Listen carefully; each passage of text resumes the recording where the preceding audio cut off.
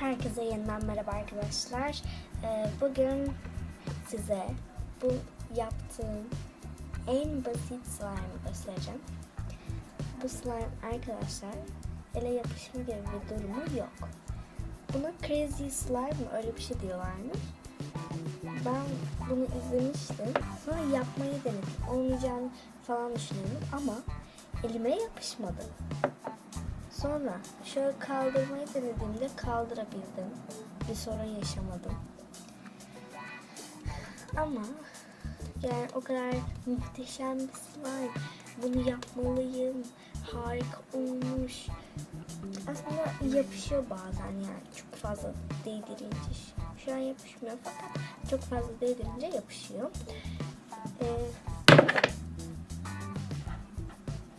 Maalesef. Neyse tamam. Bizim şanssızlığımız tuttu. Bunu oynamak istiyorsunuz. Bir kaba koyarsınız. Mesela böyle çizikler atabilirsiniz. Veya işte böyle yapabilirsiniz. Bak sesi duyuyor musunuz? Duyuyor musunuz? Çok güzel bir slime. Bu slime arkadaşlar bulaşık deterjanı, sonra şampuan ve sıvı sabun. Çok az sıvı sabun. Aslında ben sıvı sabun koysak veya koymasak bir şey değişmez bence. Çok az sıvı sabun koymuşum. 2 fıs falan koymuşum. Sonra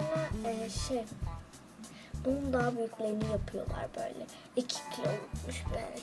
İşte gösterim için falan. Sonra bu bir de arkadaşlar çok tutkal ve boraksız yapılan en güzel slime diyebilirim size.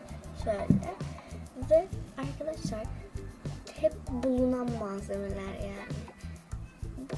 Kimin evinde şampuan yok, sıvı sabun yok veya bulaşık deterjanı yok değil mi? Ama kendiniz bulaşık deterjanının ne olduğunu bilmiyorsanız sorun sizde demektir. Şöyle. Bunun yapımını yapmayı düşünüyorum. Yani şimdi olmaz diye videoya çekmemiştim. Ama oldu gördüğünüz gibi. Çok güzel mi? Hayır. Ama şunu da söyleyeyim. Bir arkadaşım demişti. Bunu 1,5 saat buzlukta beklettim ve çok güzel elime alabildiğim bir slime oldu dedi. Ben de deneyeceğim. Bugünlük videomuz bu kadardı. Görüşmek üzere.